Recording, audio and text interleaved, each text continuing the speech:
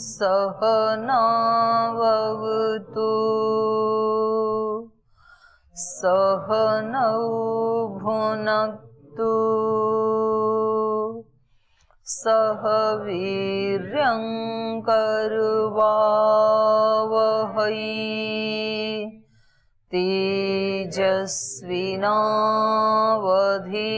तेजस्विनावधीतमस्तु मा विद्विषावहै। ॐ शान्ति शान्ति शान्तिः।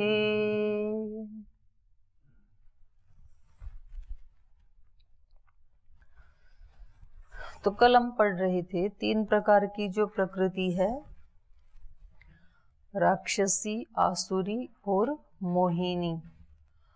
उसका आश्रय लेकर के कोई भी आशा की जाती है, कोई भी कर्म किया जाता है या किसी भी प्रकार की किसी विद्या का अर्जन किया जाता है, ज्ञान किया जाता है, तो वो सब व्यर्थ हो जाते हैं। तो ये 3 प्रकार की प्रकृति वाले लोग जब कहा, तो राक्षसी प्रवृत्ति वाले लोग कौन होते हैं? आया ध्यान में? कुछ दिमाग में चित्र बना? राक्षसी है जी, वो ठीक है, पर कोई व्यक्ति सामने आया क्या कि कौन लोग हैं ये राक्षसी प्रवृत्ति वाले? बाद में करेंगे सवाल। आतंकवादी आए, आसुरी प्रवृत्ति वाले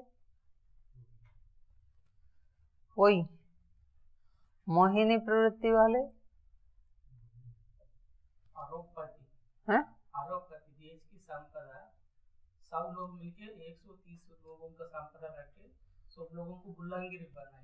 हाँ, वो ब्रिटिश टाइम में भी 1% लोग भारत को राज करा था, मुसलमान टाइम में भी 1% लोग इस भारत को राज किया, अभी भी 1% लोग ही इस देश। तो वो कौन सी प्रवृत्ति वाले हैं? लोभ प्रवृत्ति वाले। नहीं, इन तीनों में से राक्षसी, आसुरी, मोहिनी, मूढ़तापूर्ण काम करने वाले। तो आपके ये जो आंसर हैं, ये आधे अंश में ठीक है, आधे अंश में गलत है। ये तीनों प्रवृत्तियों वाले हम हैं, उधर दृष्टि दौड़ा रहे हैं, क्योंकि कुछ भी गलत होते ही हम अपने को सिक्योर कर लेते हैं और हमारी दृष्टि में कोई दूसरा व्यक्ति आ जाता है कि वो ऐसा कर रहे हैं, वो भी कर रहे हैं, वो भी ठीक नहीं है। लेकिन कभी ना कभी हम इन तीनों प्रवृत्तियों से युक्त होते हैं। हमारे अंदर दैवी प्रकृति भी है, आसुरी भी है, राक्षसी भी है, मोहिनी भी है, और उसको हमें ढूंढना पड़ेगा कि कब मैं किस प्रकृति से युक्त होता हूं। तो जब हम केवल अपने सुख के लिए दूसरों की परवाह नहीं करते हैं, उस समय हम होते हैं राक्षसी प्रवृत्ति में। जब हम अपनी अनुकूलताओं के लिए, अपने सुख के लिए कोई हमारे अनुकूल आचरण ना करे, उस समय हम झगड़ा करते हैं, गुस्सा करते हैं, नाराज होते हैं, पिटाई करते हैं, उसको धक्का मारते हैं। ये क्या है? आसुरी प्रवृत्ति। होता है ऐसे कभी जीवन में। मोहिनी, मूढ़ता में कभी ऐसे कर्म भी कर देते हैं जिसमें ना हमारा कोई लाभ है ना किसी दूसरे का, फिर भी हम कर रहे हैं। जब हम नेगेटिव थिंकिंग करते हैं, गलत गलत सोचते हैं किसी के बारे में, हाँ ये बड़े उपदेश देते हैं, हमें सब पता है क्या करते हैं, तो ये जो चिंतन है, इससे आपका कोई लाभ हो रहा है? नहीं हो रहा है। और जिसके बारे में सोच रहे हैं उसका कोई लाभ हो रहा है? उसका भी नहीं हो रहा है। तो ये कौन सी प्रवृत्ति है? मोहिनी, मूढ़ता वाली, अज्ञान वाली प्रवृत्ति है ये। तो हम इन प्रकृतियों को जब तक नहीं हटाएंगे, इनके आश्रय से जब तक कोई भी कर्म करेंगे, तो भले ही हम बाहर से अच्छे कर्म करते हुए भी दिखाई क्यों ना दें, अच्छी आशाएं, अच्छे संकल्प वाले भी हम क्यों ना रहें, अनेक प्रकार की विद्याएं, अनेक प्रकार के शास्त्र स्मरण आदि भी हम क्यों ना अर्जित कर लें, तो भी हमारा कल्याण नहीं हो सकता है। ये इसमें बताया गया है। जो यहाँ बताया जाता है वो सारा किसके लिए है? मेरे लिए है वो सब। ऐसे हमें सोचना है। तो इसमें अब आपका कोई प्रश्न है तो पूछिए।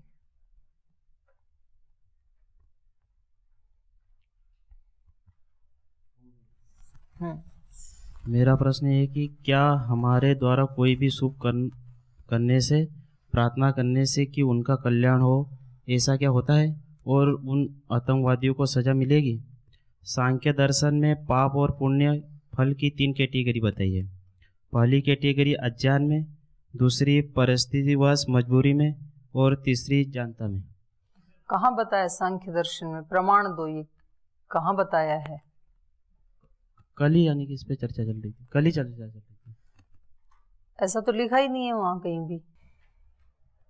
चर्चा चल रही थी। प्रमाण दो, कहाँ लिखा है? चर्चा कर, कौन चर्चा कर रही थी? उसकी क्या प्रामाणिकता है? उसका कोई सूत्र बताओ मेरे को। एक एक प्रश्न करो। आपका पहला प्रश्न क्या है?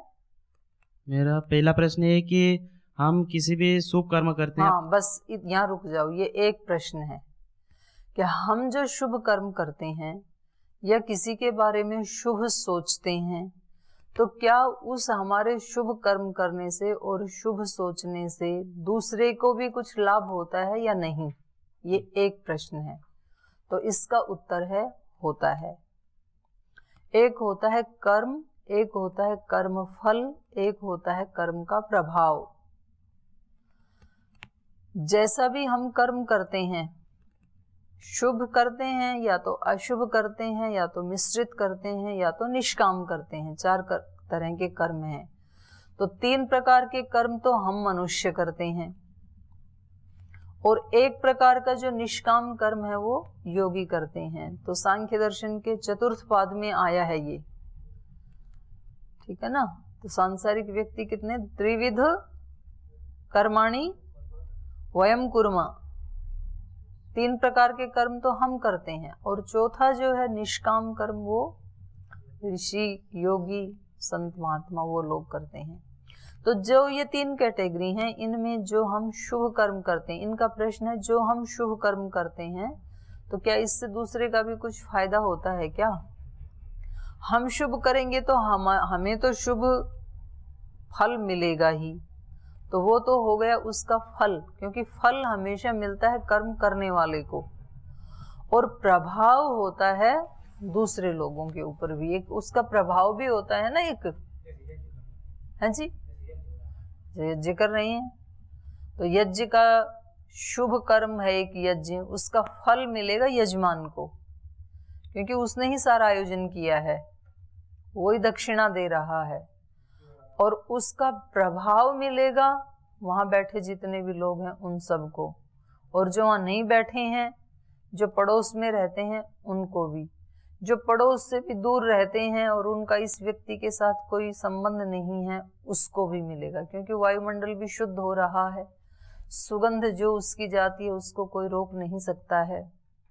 एक व्यक्ति गाड़ी चला रहा है, उसमें दूसरे लोग आराम से बैठे हैं, वो कोई कर्म नहीं कर रहे, कर्म एक व्यक्ति कर रहा है, वो चला रहा है गाड़ी को, और वो व्यक्ति किसी का एक्सीडेंट कर देता है, उस एक्सीडेंट में किसी व्यक्ति की मौत हो जाती है।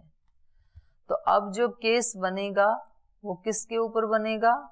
ड्राइवर के ऊपर बनेगा, और उसको हो सकता है सजा मिलेगी, उसको जेल जाना पड़ सकता है, या उसको जो भी सजा मिलेगी, इस कर्म का फल मिलेगा केवल उसको। लेकिन ये जो एक्सीडेंट हुआ उसमें हाथ पैर जो टूट गए, तो ये क्या है? कर्म का प्रभाव। उस व्यक्ति के कर्म का प्रभाव दूसरों के ऊपर भी पड़ता है। ऐसे ही जैसे ऋषि हैं, मुनि हैं, योगी हैं, संत हैं, महापुरुष हैं, तो वो प्रतिपल जीवन में शुभ कर्म करते हैं, कुछ ना कुछ अच्छे कर्म करते हैं, वो निष्काम कर्म करते हैं, तो उनका अपना जीवन तो सुखी होता ही होता है, और उनके उस कर्म का फल तो उनको मिलेगा, लेकिन उस शुभ कर्म का प्रभाव पूरे जितने भी लोग उनके संपर्क में आएंगे उनके ऊपर पड़ेगा। यहाँ गुरुकुल में कोई एक ब्रह्मचारी कुछ झगड़ा करता है, मानो सबके सामने, सामूहिक रूप में सब बैठे थे और उसने एक व्यक्ति ने झगड़ा किया या अपने मुख से अपशब्द बोला या कोई और उससे भी निकृष्ट कर्म कर दिया, गलत काम कर दिया, तो इसका फल तो उसी व्यक्ति को मिलेगा। या तो उसको निकाला जाएगा गुरुकुल से, उस पे फाइन होगा, उसको जो भी दंड मिलेगा, लेकिन उस कर्म का प्रभाव सारे व्यक्तियों के मन कैसे हो जाएंगे, प्रसन्न होंगे कि दुखी होंगे, प्रभाव सबके ऊपर पड़ेगा। तो ये आपका पहला प्रश्न हुआ। अब दूसरा बोलो, अगला आपका ये था कि क्या हम उनको चेंज भी कर सकते हैं क्या, अपना शुभ सोच करके। जैसे कि कल हमारे देश के वीर जवान शहीद हो गए थे, नहीं, आप एक प्रश्न पे रहो ना, अभी तो आतंकवादियों का पूछ रहे थे, अभी शहीद का आ गए। उसी में प्रश्न मेरा, कंफ्यूज नहीं हो, जो आप 1 बाय 1 पूछो। तो इससे पहले आपने पूछा था कि हम शुभ सोचते हैं, इससे आतंकवादियों का भी हम सुधार कर सकते हैं क्या। तो पहले इतने का तो उत्तर सुन लो मेरे भाई, आप लोगों पहले प्रश्न तो करने सीखो। आपका मन इतना ज्यादा यदि उलझ पुलझ रहेगा तो फिर पहुंचेंगे नहीं ना हम कहीं भी। जैसे गाड़ी, कोई एक व्यक्ति ड्राइवर गाड़ी चला रहा है और आप उसमें पीछे बैठे हैं और आप एक साथ उसको इतने निर्देश दे देते हैं, कभी बोलते हैं दिल्ली चलो, बोले नहीं ऋषिकेश चलो, हरिद्वार चलो, कनखल चलो, वहां चलो, वो खड़ा हो जाएगा, बोले मैं कहीं नहीं चलूंगा। पहले आप डिसाइड कर लो आपको कहाँ चलना है। तो एक साथ हमें अपने दिमाग को बहुत सारे आदेश नहीं देने होते हैं। हमारे जीवन की ये सबकी समस्या होती है। हम एक बार कुछ सोचते हैं तो हमने अपने माइंड को और सबकॉन्शियस माइंड को एक निर्देश दिया, थोड़ी देर में दूसरा दे देते हैं, बिल्कुल उससे विरोधी, फिर तीसरे मिनट में उससे भी विरोधी दे देते हैं। तो इतने हम निर्देश अपने मन को देते रहते हैं, क्योंकि हमें निश्चयात्मक कोई क्लियर नहीं होता है कि हमें करना क्या है, हम चाहते क्या हैं। तो फिर हमारा मन जो है वो कंफ्यूज हो जाता है और वो फिर एक काम को भी पूरा नहीं करता है। तो दूसरा प्रश्न ये था कि हम तो शुभ सोच रहे हैं दूसरे के लिए, हम उसको अच्छा बनाना चाहते हैं। उदाहरण दिया आतंकवादियों का, आतंकवादी भी हैं और हम सबके अंदर भी आतंकवादी है, बैठा है एक, और आतंकवादी के अंदर भी एक आत्मा बैठी है। इस प्रकार के जो लोग हैं उनको भी ऋषि बनते देखा है। अंगुलीमाल के नाम का जो डाकू था, तो किसी के उपदेश से उनका जीवन भी परिवर्तित होते देखा है महात्मा बुद्ध के प्रवचन से। और ऐसे लोग भी देखे हैं जिनको, जो ऐसे गुरुकुल में रहे, ऐसे शुभ वायुमंडल में रहे, रात दिन सुबह से शाम तक आध्यात्मिक चर्चाएं सुनी, फिर उल्टा ही मार्ग पे चले गए। ऐसे भी होता है, वो संस्कार है अपने। तो क्या हम उनको चेंज कर सकते हैं? इसमें कोई भी आएगा, किसी पार्टिकुलर व्यक्ति का नाम मत लो आप कि उनको ठीक किया जा सकता है क्या।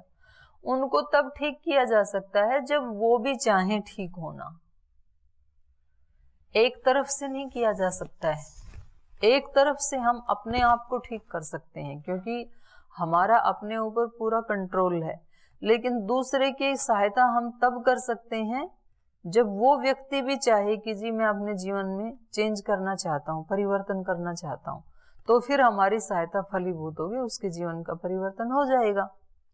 अंगुलीमाल के खुद समझ में आ गया महात्मा बुद्ध के उपदेश से कि हाँ ये तो ठीक बात है। ऐसे ही उनके उपदेश से जो सम्राट अशोक थे, उनका मन खुद परिवर्तित हो गया। उन्होंने कहा ये सुख कैसा रे शासन का, शासन तो मानव मन का।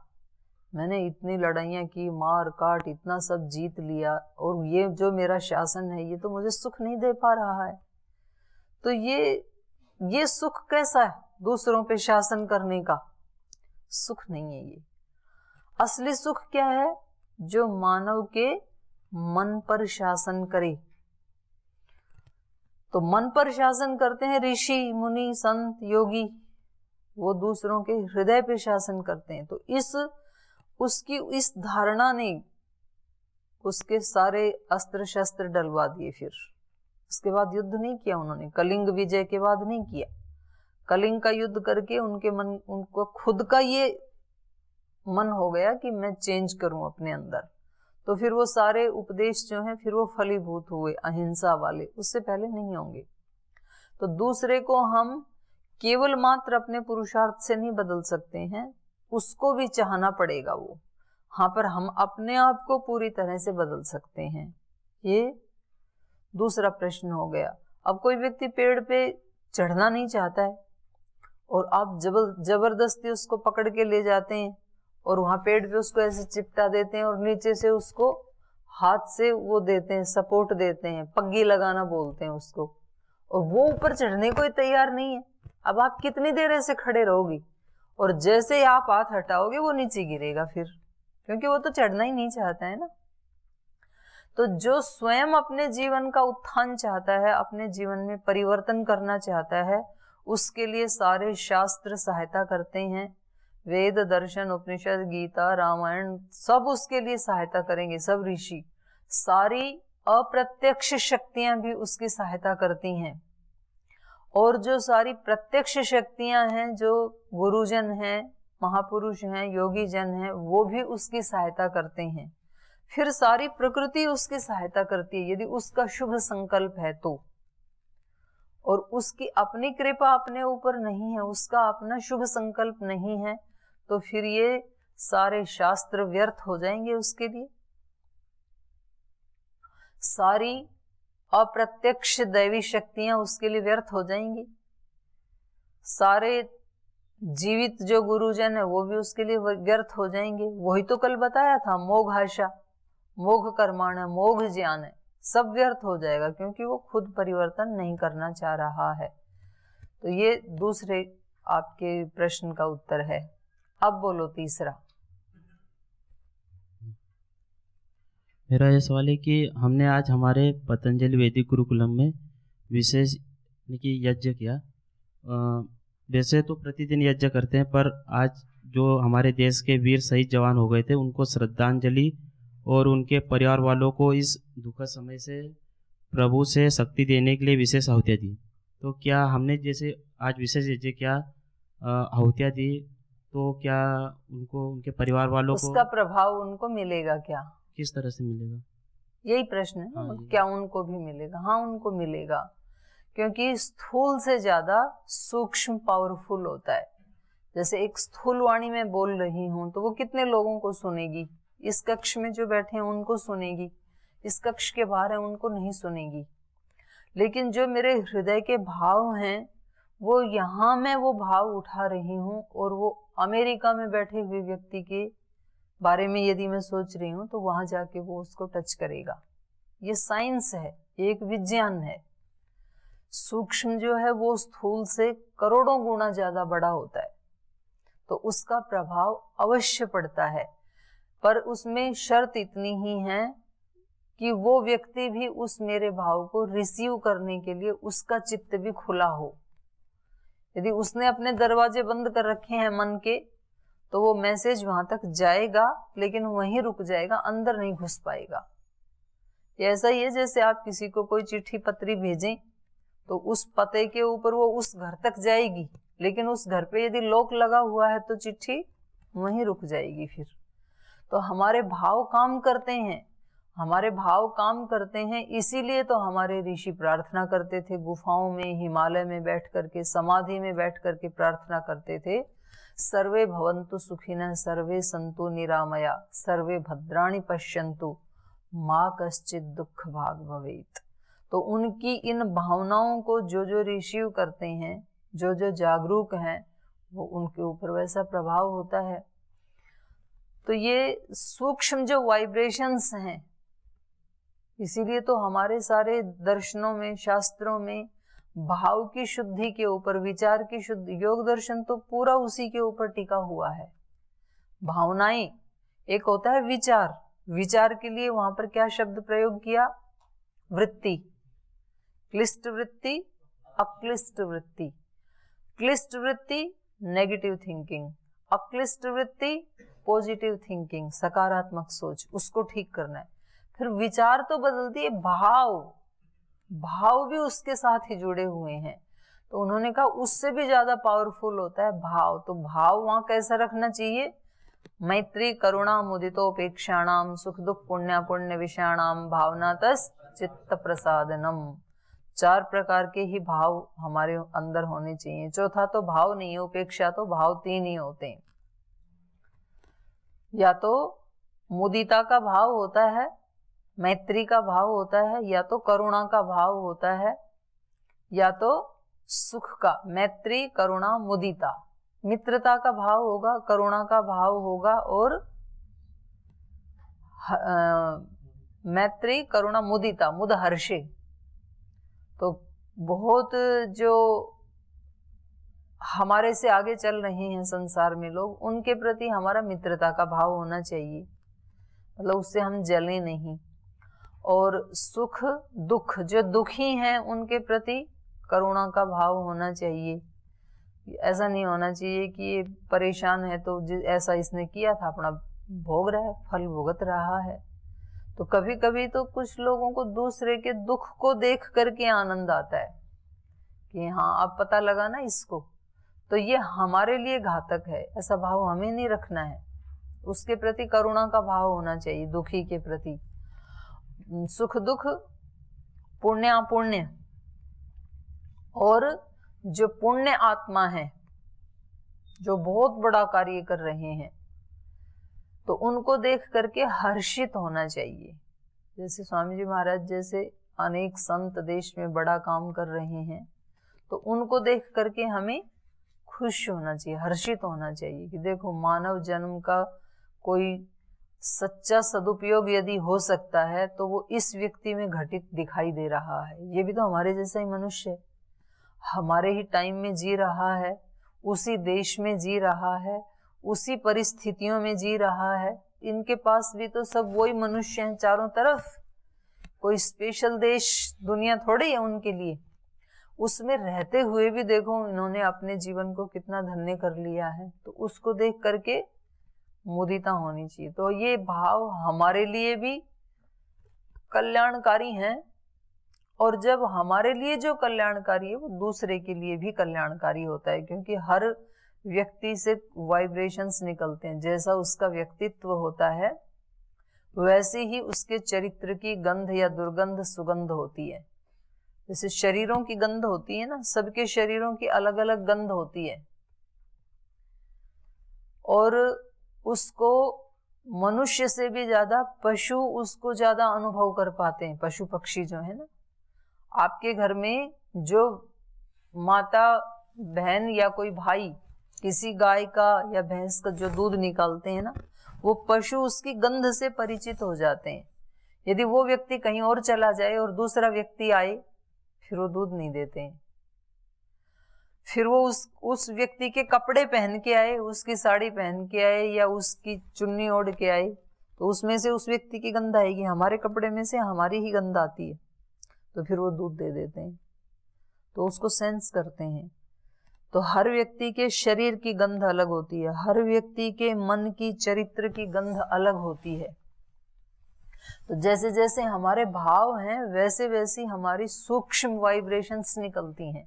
इसीलिए तो संतों के पास बैठना अच्छा लगता है, इसीलिए तो गुरुओं के पास बैठना अच्छा लगता है कि बैठे ही रहें इनके पास, क्योंकि उस वायुमंडल में एक ऐसा इन्वायरमेंट बन गया, एक सात्विकता का इन्वायरमेंट बन गया, इसलिए उनके पास बैठना अच्छा लगता है। मंदिर में लोग क्यों जाते हैं, गुरुद्वारे में लोग क्यों जाते हैं?